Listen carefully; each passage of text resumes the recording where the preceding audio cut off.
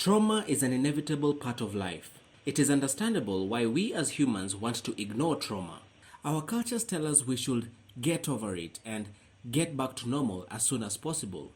We don't want to look or feel weak. We may fear that we'll be overwhelmed and fall apart if we talk about it. We may even believe that if we're not suffering from full-on PTSD or post-traumatic stress disorder, the trauma hasn't affected us. But time alone does not heal all trauma wounds. Much like a physical wound that doesn't heal, unaddressed trauma can fester. The result is violence and even more trauma. When we ignore the impact of a devastating event or of traumatic situations that are ongoing, the unreleased energy from the flight, fight, freeze response remains trapped in our bodies. It makes us hyper-aroused or numb, or we alternate between the two extremes. The meaning we give to what happened, e.g., it was all my fault or I'm going to get them back, eats away at our minds, bodies, and spirits. The impact of carrying these wounds of trauma takes its toll. The normal trauma reactions we experienced initially morph into something more sinister, i.e., cycles of violence. How can you tell when normal trauma reactions have changed into cycles of violence? We know hurt people hurt people. We also know that trauma that is not transformed is transferred. Observe the behaviors of families, community, national and international relations. The quality of our relationships is a good measure of well-being. When we as humans carry the energy of trauma, we take it out on ourselves, that is acting in, and others, or acting out. The purple string on the diagram symbolizes the acting in cycle and is characterized by the following. Panic. Panic is a sudden, uncontrollable fear and anxiety spreading through the human body, often causing wildly unthinking or irrational behavior through a group of persons. It can also trigger varied physical reactions in different people, such as chest pain, hyperventilation, sweat, palpitations, or silence. Fear and confusion. This is a state of uncertainty where traumatic events may be unclear in the victim's mind. The victim may feel that they do not understand what has occurred or how to process the events and their experiences. They seem stuck, attempting to grasp the events that happened to them. Realization of loss. This means becoming fully aware of the traumatic events experienced by the victim or groups of victims and the subsequent loss, e.g., physical property, emotional loss, or the death of a loved one. Survivor's guilt. Survivor's guilt is when a victim feels or believes they should not have survived, or a deceased victim should have survived instead of them. Shame and humiliation. Shame and humiliation are the loss of pride when the victims are embarrassed by the trauma that they have experienced. Often, the victims carry this trauma within them, never sharing it with friends and family for fear of being judged or being marginalized.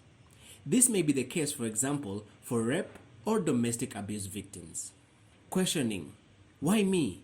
Why us? This is attempting to grasp or gain understanding why this specific trauma has occurred to the victim and not to someone else. This may lead to the victim questioning their faith, especially when the victim feels they have not harmed others and did not deserve this. Anger and rage. This is an intense emotion directed at someone or something the victim feels has deliberately hurt them or done them wrong. Learned helplessness. Learned helplessness is when a victim develops negative beliefs about their own abilities to take control of their situation when something goes wrong, especially when it occurs regularly. For example, when a child is bullied in school, he may eventually start believing that he cannot defend himself from bullies.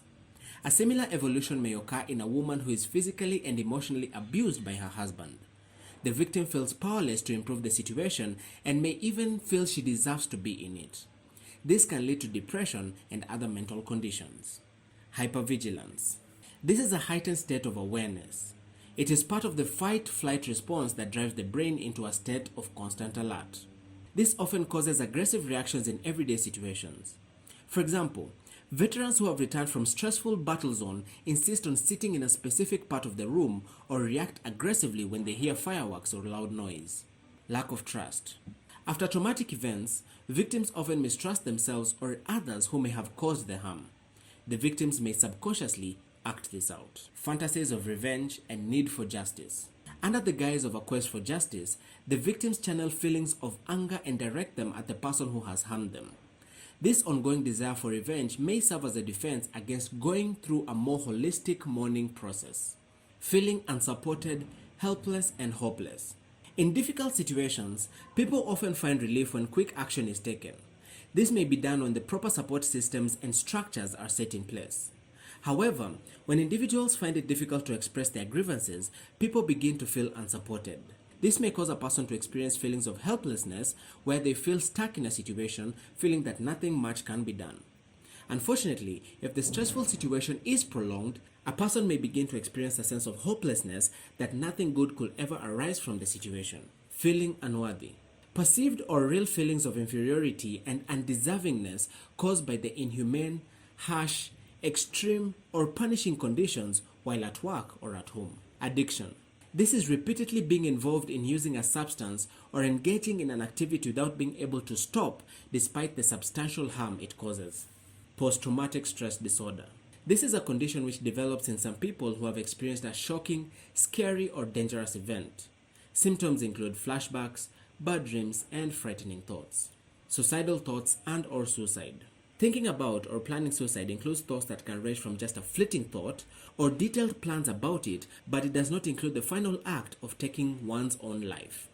Suicide is the intentional act of taking one's own life. Those who have previously attempted suicide are at a higher risk of future attempts. Such thoughts can go through your head. Do I have a reason to live? Nobody understands me. Is there anyone who will listen to me and be there for me? I don't feel valuable. There is an expectation, for example, if one is in the security services, that the individuals are strong and therefore their cry for help is misconstrued as seeking attention or as a weakness. Oftentimes, officers are demonized for having suicidal thoughts or attempting to take their own lives. Depression and isolation. This is the accumulation of different stressful events which, when not handled properly, affects a person's ability to function in their daily life. Physical illness, injury, or denial. This is when an officer no longer has the ability to carry out normal police duties due to a physical illness or an injury which occurred in the line of duty. The condition incapacitates him or her, and they fail to accept the new reality. Guilt, regret, and shame. This is a feeling of worry or unhappiness coming out of someone doing something wrong or the negative feelings that accompany self-reflection.